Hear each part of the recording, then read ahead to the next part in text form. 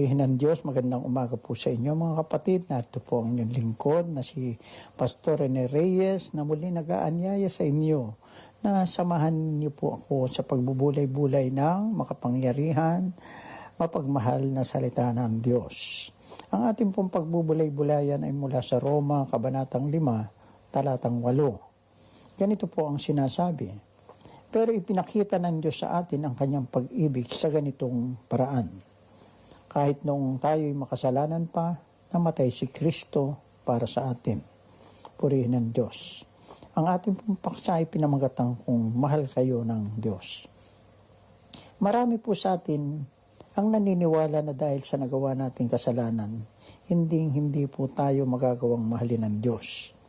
At yan din po ang binubulong sa atin ng demonyo. Hindi raw po tayo maaring mahalin ng Diyos dahil tayo'y makasalanan. Palasuway, hallelujah, gumagawa lagi ng masama. Sumalit, isa sa kamanghamangang bagay tungkol sa pag-ibig ng Diyos ay, minahal niya tayo kahit na sino pa man tayo. Kasukdulan iyan ng kagandahang loob. Tayong lahat po'y nagsikap sa napakaraming taong maging karapat-dapat sa pagmamahal ng iba. Nagpursige po tayo na mapasa atin ang pagmamahal ng ating magulang, mga anak, kapatid, kaibigan, at halos lahat gusto natin, hallelujah, mahalin tayo kahit tayo ay nasa ganitong kalagayan.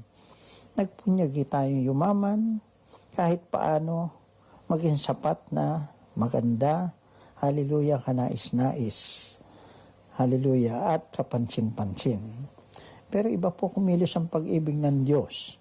Pinadala ng Diyos ang sarili niyang nag-iisang anak para mamatay para sa atin noong makasalanan pa tayo. Kahit noong nanloloko pa tayo ng tao, hallelujah, nagnanakaw, hallelujah, gumagawa ng hindi maganda para sa kapwa. Hindi po niya tayo sinabihang magpakatino ka muna at linisin mo ang iyong sarili. Kapag nangyari yan, babalingan kita. Saka kita mamahalin. Hindi po ganun ang Diyos. Minahal niya tayo bilang tayo. May isa pa pong kamangha-mangha tungkol sa pag-ibig ng Diyos. Ito ay ang labis-labis, busilak, hallelujah, maksaya, hindi nagtitipid sa pagmamahal. Ito po ang Diyos. Ipinakikita niya ang pag-ibig niya ipadala niya ang kanyang sariling anak na si Jesus. Hindi kung sino-sino na mababang talunan ang kanyang pinadala upang mamatay para sa atin. Hindi pa nararanasan ng karamihan po sa atin ang ganyang pagmamahal na walang kondisyon. Ang ganyang pagmamahal na walang kondisyon ay nakapagpapabago po ng buhay. Naghahandog ito ng kapatawaran at binibigyan tayo nito ng halaga, pag-asa at kapayapaan. Kung parang nag-aalanganin po tayo at nagdududa, hallelujah, pakinggan po natin mabuti ang tinig ng Diyos, hallelujah. Siya'y nag-aanyaya at sinasabing, halika, mahal kita kahit sino ka pa man, lumapit ka sa akin, tanggapin mo ang pagmamahal ko, pinagbayaran na ng anak kong si Jesucristo ang kasalanan mo. Mga kapatid, sino ang hindi tutugon ng oo sa ganitong klaseng pag-ibig?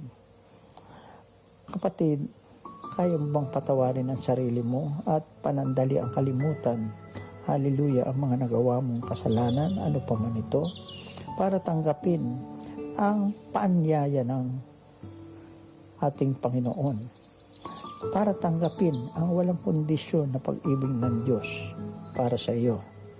Purihin ng Diyos na buhay. O Panginoon, salamat po sapagkat minahal mo ako kahit na noong makasalanan pa ako. Amen. Praise God. Maraming salamat po muli sa inyo mga kapatid sa pakikiisa nyo sa pang-umagang pagbubulay-bulay ng salita ng Diyos.